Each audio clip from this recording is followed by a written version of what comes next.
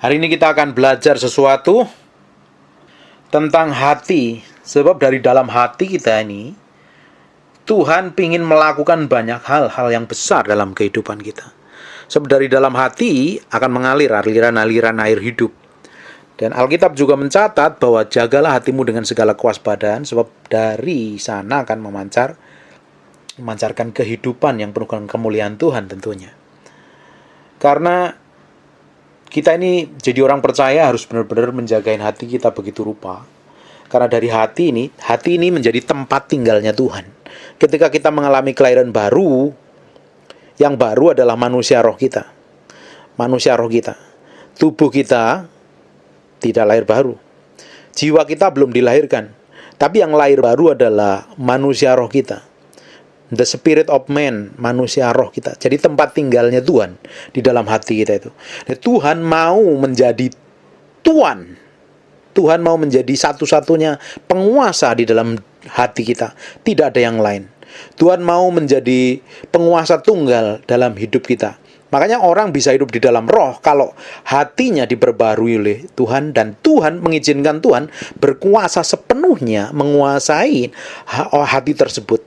Ketika hati ini dikuasai begitu rupa oleh Roh Kudus, ketika hati ini tunduk kepada Tuhan, maka jiwa akan mengikuti di dalamnya. Jiwa ini berbicara tentang apa yang kita pikir, apa yang kita rasa, dan apa yang kita mau. Ini harus takluk, ini harus tunduk kepada firman Tuhan. Nah, jiwa ini berbaharui ketika kita belajar firman seperti ini. Alkitab berkata, hendaklah engkau berubah oleh pembaharuan budimu. Budi yang mana? Jiwa kita ini diperbarui dari hari ke hari sesuai firman Tuhan. Dan ketika manusia roh kita lebih kuat, daging akan lebih tunduk. Tapi kalau daging lebih kuat, manusia roh kita menjadi lemah. Dan hari ini kita akan belajar sesuatu tentang beberapa hal bagaimana kita ini menjadi orang yang benar-benar mengerti hati Tuhan. Karena Tuhan tuh melihat apa yang di dalam hati kita. Tuhan tidak pernah tertarik dengan apa yang kita lakukan. Tuhan itu tidak pernah tertarik dengan apa yang kita lakukan. Mau pelayanan, mau penyembahan, mau berdoa. Tapi Tuhan lebih tertarik dari kenapa kita melakukannya. Itu yang lebih penting. Jadi Tuhan tuh mau kemurnian hati kita itu benar-benar tulus. Makanya di Kolose pasal yang ketiga, 23, Alkitab berkata, apapun yang kamu perbuat, perbuatlah dengan segenap hatimu, seperti untuk Tuhan dan bukan untuk manusia. Segala sesuatu yang kita kerjakan apapun itu, mau dilihat orang atau nggak dilihat orang, mau di kamar doa atau mau di tempat umum, mau di mimbar, lakukanlah segala sesuatu untuk seperti untuk Tuhan, bukan untuk manusia. Dan ketika kita ini melakukan segala sesuatu yang tersembunyi, yang orang nggak lihat, dengan kesetiaan dan tanggung jawab, suatu hari apa yang kita lakukan sembunyi-sembunyi ini Tuhan akan broadcast di depan umum.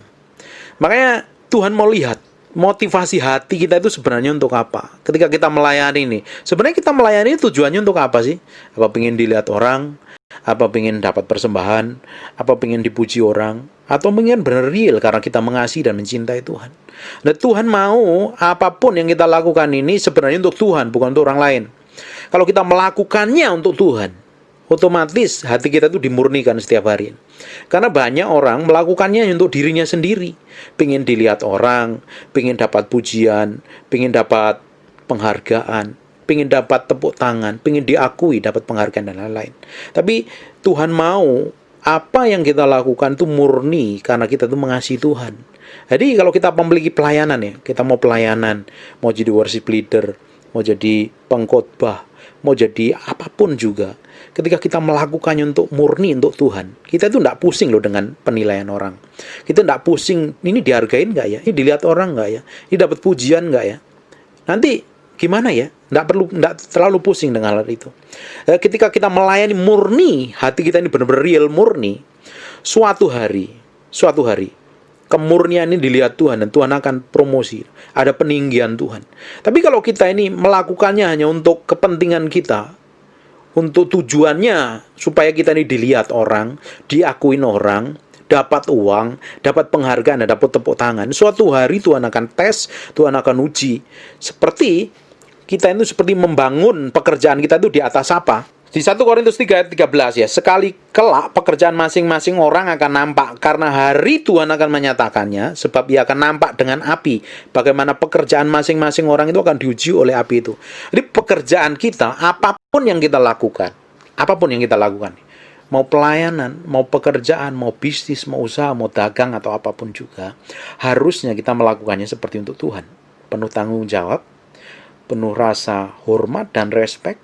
Kita menjadi ibu rumah tangga, kita juga melakukannya seperti untuk Tuhan, kita respek dan hormat, menjadi kepala keluarga, mau jadi karyawan, mau jadi bos, mau jadi pendeta, mau jadi pengajar, mau jadi penginjil, kita lakukannya untuk Tuhan. Karena suatu hari, semua yang kita lakukan itu, pekerjaan orang itu masing-masing diuji dengan api. Dilihat kemurniannya apa.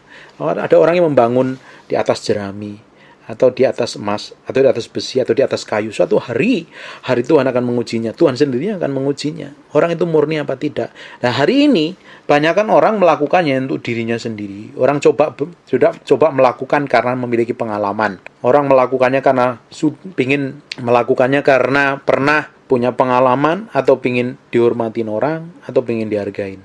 Bapak Ibu, Tuhan tuh lihat yang di dalam hati kita. Tuhan mau apa yang di dalam hati kita ini murni untuk Tuhan. Jangan sampai kita ini menjadi orang yang memiliki motivasi jahat di baliknya. Jangan sampai kita ini menjadi orang Kristen yang tidak memiliki kemurnian. Jadi kalau kita melakukan segala sesuatu tujuannya untuk kepentingan kita sendiri. Tuhan tidak suka seperti Tuhan akan mempromosi seseorang ketika orang itu didapatin hatinya murni. Hatinya benar-benar tulus melayani karena mungkin mengasihi Tuhan. Kita itu tidak memiliki kekuatan apa-apa kalau kita tidak nempel Tuhan sebenarnya. Kita tidak sanggup melakukan apa-apa kalau kita tidak melakukan sepenuhnya untuk Tuhan. Kalau kita coba melakukan dengan kekuatan kita sendiri, dampaknya itu tidak besar. Kalau kita ingin memiliki dampak yang besar, kita memiliki dampak yang menginspirasi banyak orang, mengubah banyak orang. Bahkan kita menjadi orang-orang jadi revivalist, orang yang memiliki rasa haus dan lapar yang mempengaruhi banyak orang adalah dimulai dari kemurnian hati kita. Tapi kalau kita melakukannya untuk kepentingan kita sendiri, ujung-ujungnya ya sebatas kemampuan kita. Tidak akan memiliki dampak apa-apa. Kalau kita akan melihat ya, kegerakan besar di akhir zaman itu dimulai dari orang-orang yang haus dan lapar dan memiliki kemurnian hati. Tujuannya tuh ngapain sih? Supaya nama Tuhan dipermuliakan. Kalau kita ingin memiliki dampak besar dan urapan besar, pewahyuan dan pengetahuan, hikmat dan pengertian yang lebih besar, kita terus benar-benar memiliki kemurnian hati yang fokusnya adalah Tuhan yang dimuliakan, bukan diri kita. Jangan pernah ngambil keuntungan dari apapun juga. Dari pelayanan, dari apapun juga yang sifatnya untuk kepentingan diri sendiri. Kalau kita melakukannya untuk kepentingan diri sendiri, ujungnya Tuhan yang tidak dipermuliakan. Ujungnya adalah diri kita sendiri yang dipermuliakan. Tuhan mau kita menjadi orang-orang yang mengasihi Dia. Tuhan ingin kita ini menjadi orang-orang yang tulus mengasihi Tuhan. Supaya apa? Supaya suatu hari ketika Tuhan dapatin kita ini, Tuhan akan tes uji pekerjaan kita menjadi orang yang menerima upah. Orang yang layak mendapat upah, yang menjadi seorang yang tahan uji. Tuhan akan murnikan hati kita selalu.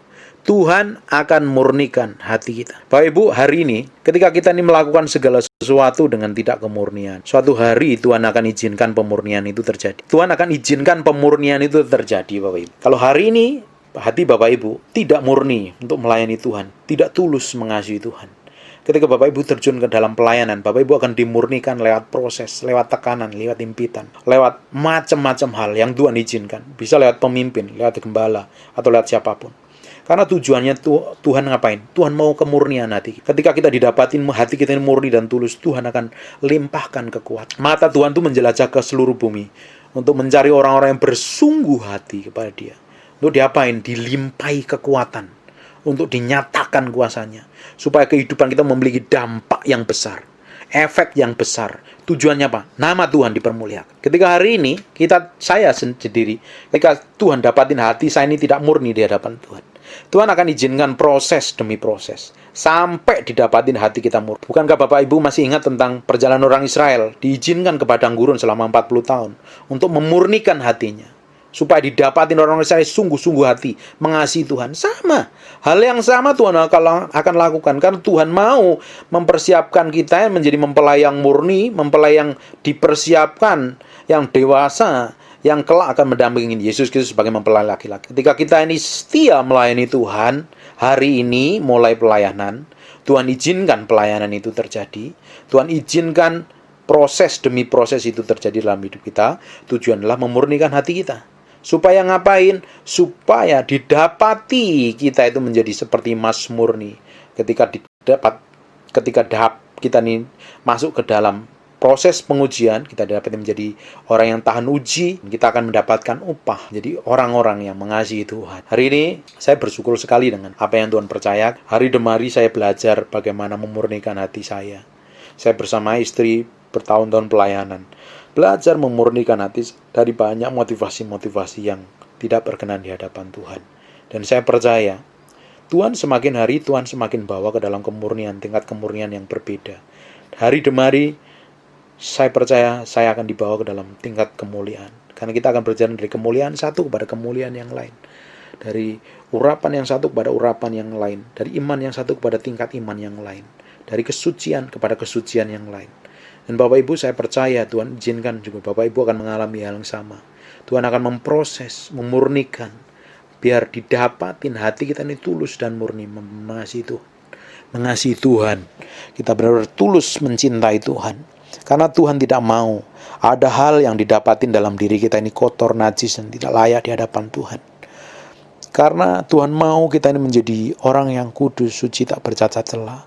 Kita menjadi mempelai yang benar-benar suci, tak bercacat celah.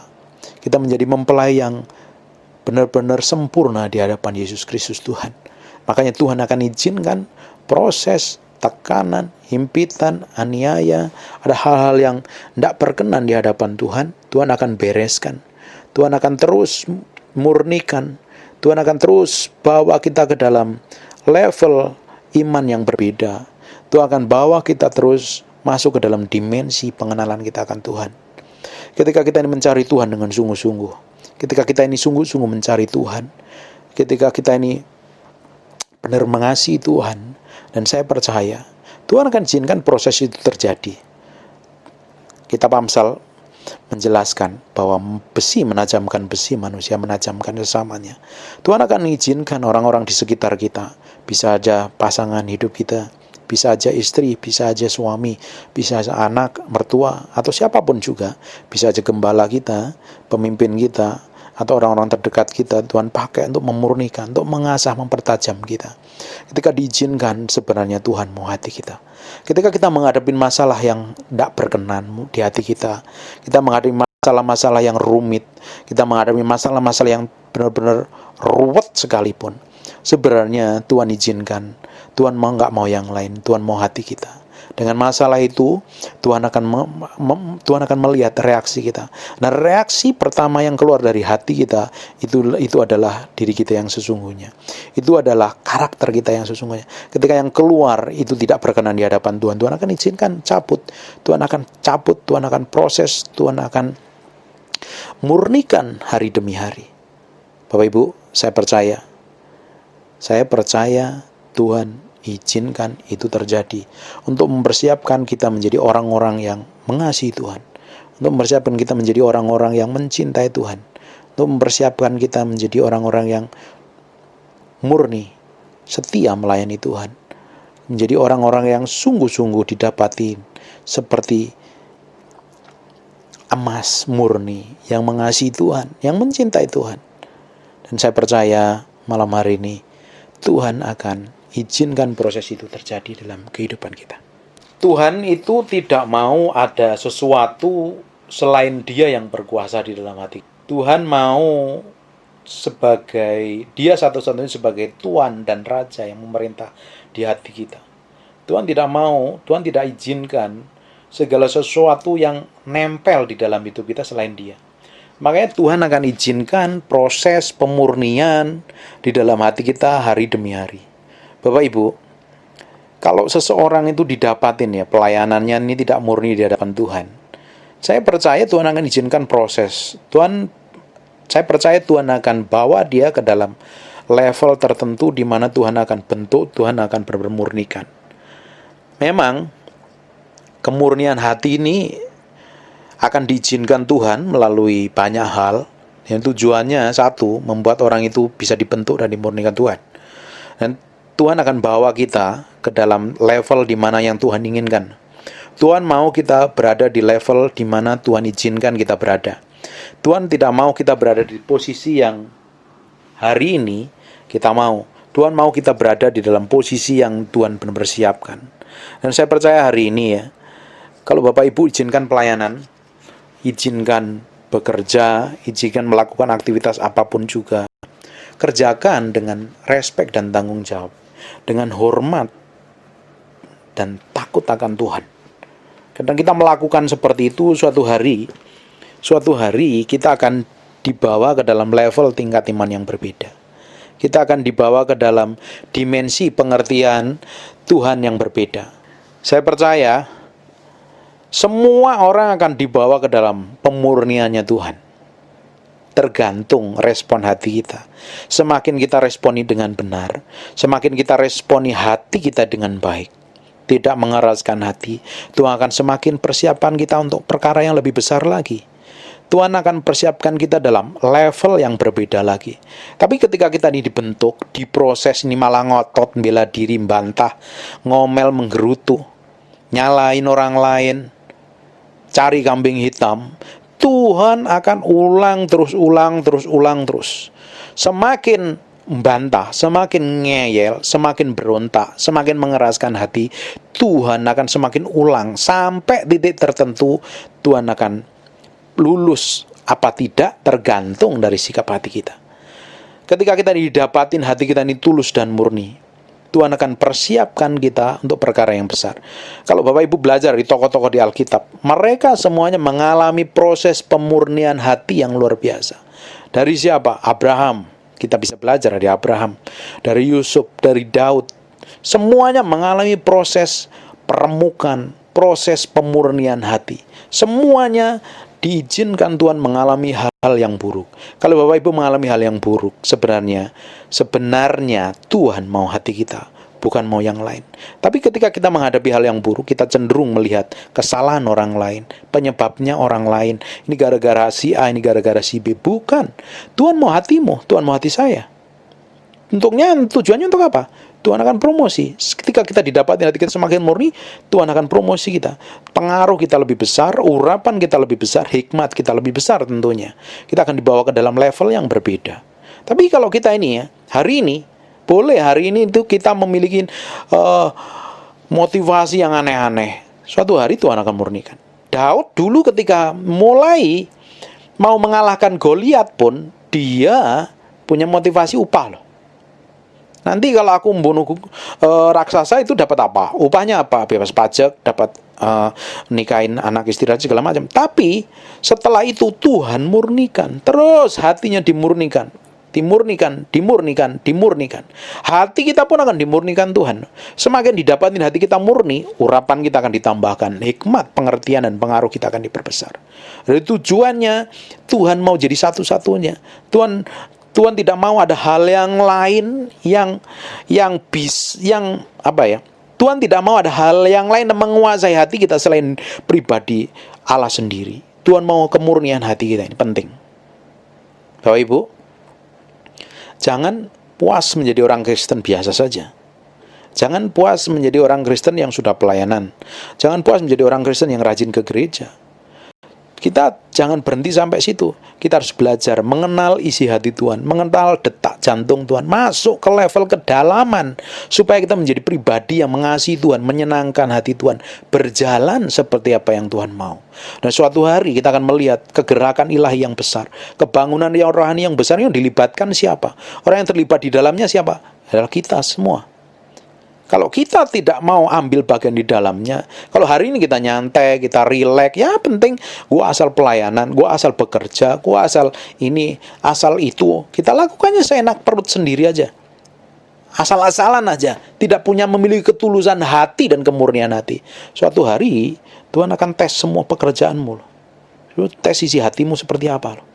Tapi kalau kita ini melakukan aktivitas segala apapun yang Tuhan percayakan hari ini, Bapak Ibu menjadi ibu rumah tangga. Bapak kok jadi ibu rumah tangga? Ibu jadi ibu rumah tangga, bapak jadi bapak rumah tangga yang tanggung jawab. Jadi ibu rumah tanggung jawab. Jadi anak yang hormat dan respect. Jadi gembala, jadi penginjil, jadi pengajar, jadi pedagang, jadi apapun. Ketika melakukannya dengan penuh tanggung jawab, respect dan hormat, seperti melakukannya untuk Tuhan. Sebab dari sanalah permulaan tangan Tuhan ada di atasmu. Dari sanalah permulaan berkat Tuhan ada dalam hidupmu.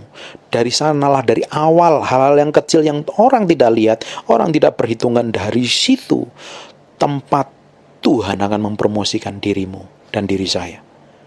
Relax, enjoy. Kalau orang nggak hormatin, orang nggak hargain, orang nggak lihat, lakukan terus. Jalan terus. Bertahun-tahun saya doa puasa, ingin melihat kebangunan rohani. Dari saya bertobat tahun 97 sampai hari ini, beberapa bulan, tahun terakhir ini saya udah jarang puasa. Dari awal pertobatan saya hampir tiap hari puasa. Saya jerit sama Tuhan, pengen lihat kebangunan rohani.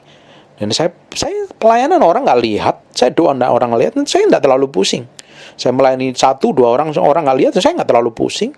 Saya mentorin orang, saya ngajarin orang, saya nggak terlalu pusing dengan apa yang saya dapat dari itu. Tapi saya lakukan dengan kesetiaan. Dari kesetiaan itu Tuhan bikin mujizat. Urapan saya diperbesar, hikmat saya diperbesar, pengaruh saya diperbesar. Kemana-mana ada kuasa Tuhan yang menyertai saya. Saya nggak terlalu pusing. Ya karena saya berusaha, kemurnian hati saya ini saya jaga. Saya dengan istri saya jaga baik-baik. Saya dengan istri itu orang yang suka duit. Dan bertahun-tahun saya pelayanan, saya tidak pernah ngambil persembahan. Bertahun-tahun. Karena saya ini orang yang cinta uang. Saya jagain hati saya supaya tidak terpeleset di sana. Karena kita berdua suami istri bekerja, kita mendapatkan upah dari pekerjaan kita. Memang seorang hamba Tuhan layaknya memang ketika memberitakan firman ya dapat berkat dari pemberitaan firman itu. Tapi kami berdua tidak pernah mengambil itu karena kami cukup diberkati dengan pekerjaan kita. Dan baru beberapa tahun terakhir ini kita mulai ambil persembahan karena satu dan lain hal. Tapi kita nggak terlalu pusingin mau dapat persembahan atau tidak. Saya belajar melayani orang dengan baik. Kita pernah pelayanan, kita baru pulang dari Bandung, masih di tol saja kita udah dikejar-kejar orang untuk konseling orang. Kita konselingin sampai pulang jam 2:30 pagi. Kita layani dengan baik. Kita ngelayani orang sampai jam 1, jam 2 pagi. Kita layani baik-baik. Dan kita ngelihat orang yang kita layanin, mereka ada beberapa orang jadi hamba Tuhan. Dan itu membuat upah saya itu benar-benar terpuaskan. Lebih dari apapun juga. Dan Tuhan melihat kemurnian hati kita ini. Kita melakukan segala sesuatu untuk siapa? Untuk apa? Tujuannya karena apa? Motivasinya apa? Itu yang Tuhan lihat. Karena suatu hari semua pekerjaan kita dan pelayanan kita akan diuji kemurniannya lewat api. Kalau kita ini ingin mendapat upah di bumi, ingin mendapat upah hari ini, ingin dapat aplaus, dapat tepuk tangan, dapat penghormatan dari orang lain, nanti Tuhan nggak akan kasih upah loh. Karena kan kita udah terima upah di bumi. Kita nggak dapat terima upah lagi. Hati-hati loh ya. Yang sering pelayanan di mimbar, saya sering khotbah di mimbar. Saya menjagain hati saya nih. Jangan-jangan saya khotbah itu diri saya sendiri karena sering khotbah. Jadi udah punya pengetahuan, banyak firman nempel di kepala, banyak ayat yang udah dihafal. Jadi khotbah asal-asalan aja. Tidak memberitakan seperti apa yang Tuhan mau, yang Tuhan harus bicarakan hari itu. Saya menjagain hati saya itu benar-benar murni, didapati murni. Jangan sampai suatu hari kalau Tuhan datang mendadak.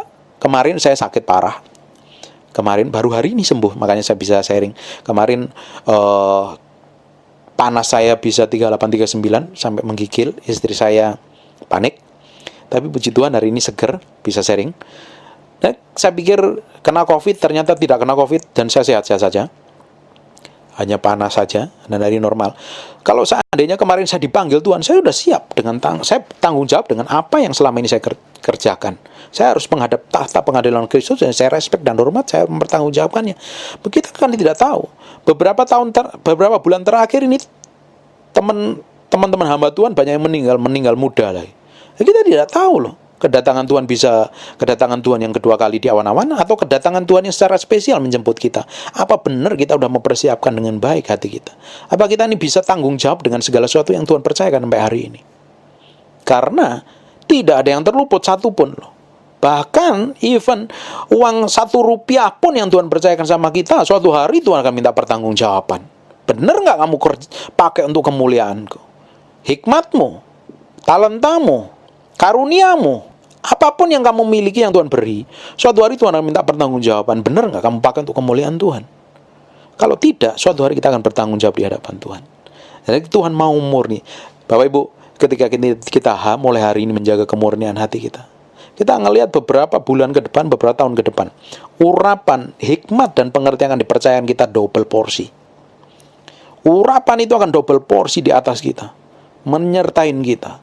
Kekuatan yang ajaib, tangan Tuhan yang ajaib, kasih karunia Tuhan, double porsi dalam hidup kita. Kita akan melakukan hal-hal besar bersama Tuhan. Dimulai hari ini. Jagalah hatimu dengan segala kewaspadaan, sebab dari sana akan terpancar kehidupan. Kehidupan yang terpancar, kehidupan siapa? Kehidupan Kristus. Kehidupan yang penuh kemuliaan Kristus yang terpancar keluar melalui hidup kita. Orang tidak akan melihat diri kita, tapi melihat Kristus yang berkuasa, penuh kemuliaan. Bersama-sama kita berjalan. Ada urapan Allah menyertain. Orang nggak ngelihat kelemahan kita, tapi ngelihat karakter Kristus. Bapak Ibu, orang dunia tidak pernah tertarik baca Alkitab, tapi dia tertarik melihat kehidupan orang-orang percaya. Seperti Kristus apa tidak? Mencerminkan kehidupan kekristenan yang real apa enggak? Kata Kristen pertama kali disebut di kota Antioquia. Itu disebutkan untuk para pengikut Kristus. Pengikut Kristus itu artinya orang Christ-like, mengikuti gaya hidupnya Yesus Kristus, mengikuti karakter dan kelakuannya seperti Yesus Kristus. Nah, hari ini kalau kita menghidupin seperti Kristus hidup, menghidupin semua ketetapan Tuhan, kebenaran firman Tuhan, orang dunia akan melihat karakter Kristus melalui hidup kita. Itu yang akan memberi dampak besar. Itu akan memberi dampak buat orang-orang Kristen yang sudah letoy, sudah malas cari Tuhan. Karena dekat kita, dia akan merasakan hadirat Tuhan. Kita ngomong itu ada bobot dan kuasanya. Ada otoritas di dalamnya. Ada kuasa Tuhan di dalam. Beberapa kali saya dengan istri saya diundang untuk memberkatin sebuah ruko, karena dia baru buka bisnis ruko. Pindah ke ruko. Dan karena ruko itu bekas panti pijat, kita berdoa, kita kuduskan dan sucikan dengan darah Yesus. Kita urapi. Dan saya ngobrol-ngobrol ketika pemilik kiosnya tiba-tiba manifestasi. Ternyata yang perlu dilepaskan, yang dikuduskan bukan rukonya tapi orangnya. Tiba-tiba dia manifestasi dan kita, karena waktu itu saya mau kerja, malamnya saya janji untuk layani pelepasan. Dan ketika saya mulai datang ke rumahnya aja, dia udah manifestasi. Dia mulai jerit-jerit, teriak-teriak. Apa yang bisa kita... Akhirnya saya belajar dari apa yang bisa kita pelajari dari hal ini. Ternyata kemuliaan Tuhan yang menyertai kita itu real dan nyata. Setan bisa lihat, setan bisa rasakan. Bahkan orang-orang dunia bisa rasakan. Ketika kita ini dekat dengan Tuhan, nyantol dengan Tuhan, memiliki intiman yang dengan Tuhan, kita bergaul karib dengan Tuhan, kemuliaan dan hadirat Tuhan itu menyertai kita. Kemana kita berada, orang-orang di sekitar kita akan merasakan kemuliaan Tuhan dan hadirat Tuhan itu real dan nyata. Kemuliaan dan hadirat Tuhan itu semakin tebal menyelimuti hati kita. Bapak Ibu ingat ceritanya tentang Adam dan Hawa. Adam dan Hawa setelah jatuh dalam dosa, dia sadar dengan telanjang. Lalu selama ini apakah dia pakai baju? Bukankah dia sama-sama telanjang? Apa yang menutupinya? The glory of God, kemuliaan Tuhan. Dan saya percaya hari ini ketika kita ini bergaul, memiliki keintiman dengan Tuhan, kita itu memakai jubah kemuliaan, urapan yang menyertai hidup kita. Kemana kita berada, ada penyertaan Tuhan, ada proteksi Tuhan, ada hadirat Tuhan. Itu loh yang membuat orang-orang dunia itu tertarik. Itu loh yang membuat orang-orang tertarik sama kita. Bukan kepintaran kita, kegagahan kita, bukan glowingnya kita, bukan gantengnya kita, bukan kerennya kita. Harusnya Yesus Kristus dalam diri kita nih yang menarik orang. Orang harusnya belajar sama kita. Orang harusnya duduk manis, bisa mendengarkan kita belajar firman dari hidup kita. Belajar tentang kehidupan kita bersama Tuhan. Itu yang memiliki dampak besar. Dan saya percaya malam hari ini menjadi berkat Tuhan. Terima kasih buat Bapak Gembala dan Ibu Gembala yang mempercayakan saya untuk sharing firman Tuhan. Dan saya percaya dari tempat ini akan lahir orang-orang yang dipakai Tuhan. Dan kita akan melihat kegerakan besar. Kita akan mulai pelayanan bersama. Kita akan merintis bersama, kita akan memulai pelayanan, kita akan melihat kegerakan yang besar, kebangunan yang besar, dan kita akan menjadi orang-orang yang terlibat di dalam pelayanan yang akan besar yang akan datang. Prepare, dimulai dengan hatimu dan hati saya. Dimulai dengan hatimu dan hati saya. Miliki kemurnian hati sampai kita didapatin benar-benar berkenan di hadapan Tuhan. Amin. God bless you.